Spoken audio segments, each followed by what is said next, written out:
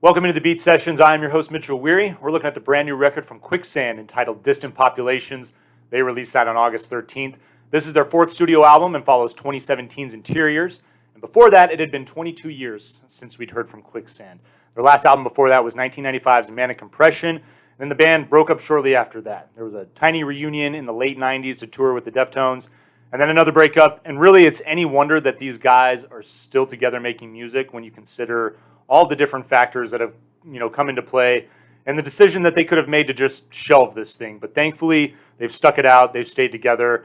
They just make incredibly melodic hardcore music. Not super hardcore. It's also driven by this great alternative rock sound. So I absolutely love all the different elements that they're incorporating into their music. Talk about early on in this band's career, gained a lot of traction in the early 90s. They signed that major label deal, put out 2 albums that don't quite hit that commercial success that the label was looking for. Created strife between the label and the band. Bandmates start going at each other too because of all that stress. And it's not an uncommon story that we hear in rock and roll. It's great now that music is so different now 30 years later, and having the backing of a solid independent label like Epitaph now is it's a great move on their part. Really loving the fact that Epitaph has branched out as well, just from SoCal punk rock, basically incorporating a number of different types of bands with different styles. And kudos to Epitaph for that too. It kind of makes sense when you think about Fugazi, Helmet being big driving factors of this band. But like I said, I hear a lot of 90s alternative music, even stuff back to the mid 80s. There's one song in particular, Lightning Field. It's the second track on this record. Absolutely love it. Reminded me of Sonic Youth a lot. Just the sound, the riff, it just they're, like I said, they're working with all different types of influences, and it really builds their sound and fleshes it out quite a bit. Other thing I'm loving and that I'm hearing a lot is the Deftones. You talk about melodic hardcore, they're definitely one of those bands that fits right into that category of music. And Sergio Vega taking over bass duties for Chi Chang after his tragic passing in 2013. It's a really interesting scenario when you consider he could have just been done with Quicksand. Could have just been I'm out. I'm the bass player for the Deftones now. Who wouldn't want that opportunity? But kudos to him for staying with Quicksand and continuing to make music with the band. And you can feel that influence there. His accident was in 2008. So, tragically, he was in a coma for 5 years before his passing. And Sergio started doing that, started playing with the band back in 2009, I believe. So, it's been over a decade now. You can definitely see the influence that sound is having there. So I really am a big fan of this record for that reason. Starts off with Inversion, this slow churning rocker.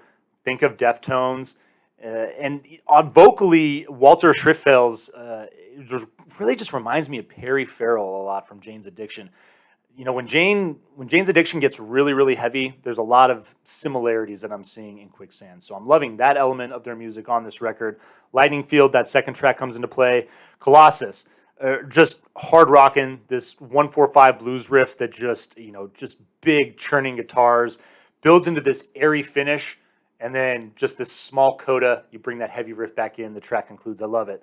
Brushed is the fourth song, chill acoustic track. I wouldn't necessarily go as far to say that it's a ballad, but as far as 90s music, grunge, hard rock, this is about as much as you get from a ballad standpoint. So I love the feel of the track. It's a great breakdown, especially after the heavy intro, those first 3 songs. I'm loving Missile Command, the sixth track on this record. It's got this sinister fuzzy bass intro. Kudos to Sergio on that. And then Walter playing with this Arabian guitar scale a little bit. It's driving the sound of that, and I've always loved that sound. It's one of the major reasons I love a band like The Offspring. It's just a great scale. All those Arabian scales are just amazing to listen to, in my opinion. Love that sound. There's a small instrumental interlude on this track. So essentially, you get 10 songs in a 33-minute runtime, 32 if you want to subtract that minute out of there. But the last 2 tracks, M. Deer and Rodin, just finish this thing on a positive, solid, hard-rocking note. If you're not familiar with Quicksand, check this record out. It's a lot of fun to listen to. I love their style.